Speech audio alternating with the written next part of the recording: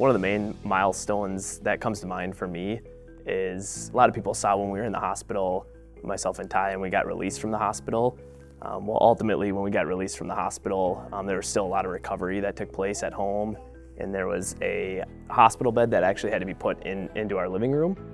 But a huge milestone for me was being able to get out of that hospital bed and then eventually have AJ back with us, and just felt like we were kind of a family again, even though there was still a lot of recovery to be done. To me, that was one of the biggest milestones, just as a father, to have everybody in one spot.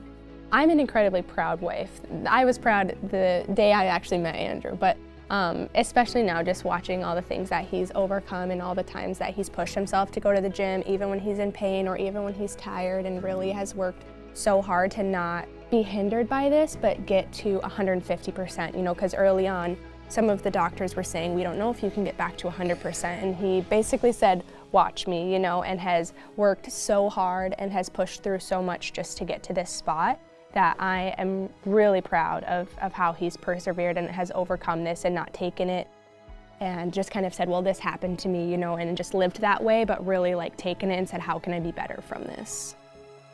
So with the amount of times that I got shot, there's a lot of nerve damage that comes along with that, and it's not where you would think where the specific place that you got shot. It's actually everywhere around my chest area that got shot is kind of where 18 months out, and the nerve damage is still pretty constant and something I have to deal with daily. There was also, I had lost half my stomach. And so what people probably saw in a lot of the videos was I was pretty frail coming out of the hospital. I had lost about 60 pounds from when I went into the hospital until when I got released.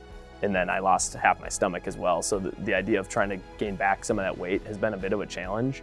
Thankfully, your stomach can expand, and I've seen that, and God's been really good when it's come to that. But just another challenge that we've kind of had to overcome. And then I would say the biggest one is my spleen got shot as well.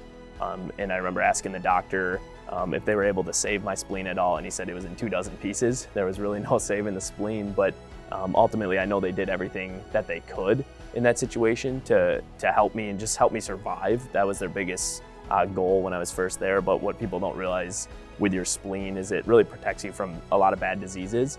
And so things that me and my wife really enjoyed and found a lot of passion in, like cruising or going on trips, we just have to be a lot more cautious. A lot of those things we aren't going to get to do anymore, unfortunately. But I also look at it, I'm a glass half full type of guy, and I could be in a wheelchair or things could be a lot worse. And so I'm just very grateful that the things I'm dealing with, I try to look at them from a good perspective rather than a negative.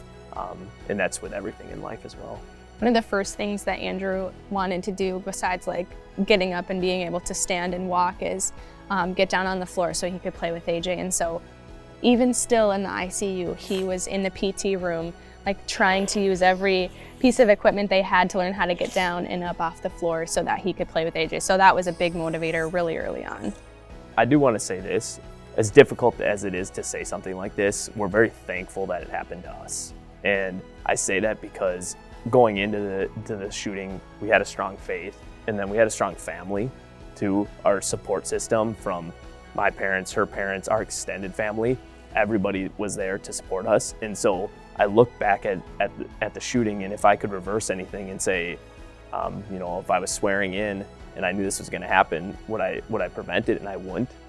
And the truthful aspect of it is we have come out better at the end of it all. And there's been a lot of struggles in between, but we're just so grateful that we had that support system and that it could be us and that it didn't have to be citizens or any other officers that would have to go through something like that.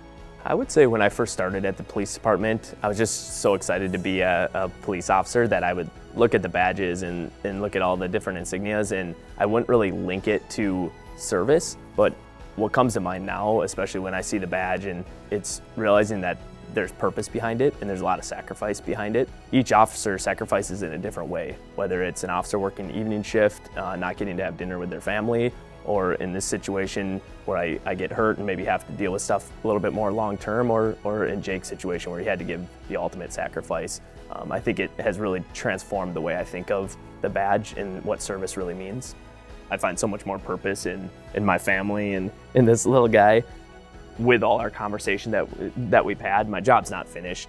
I'm so excited to get back and get back to work, and but just understanding that we're in it together.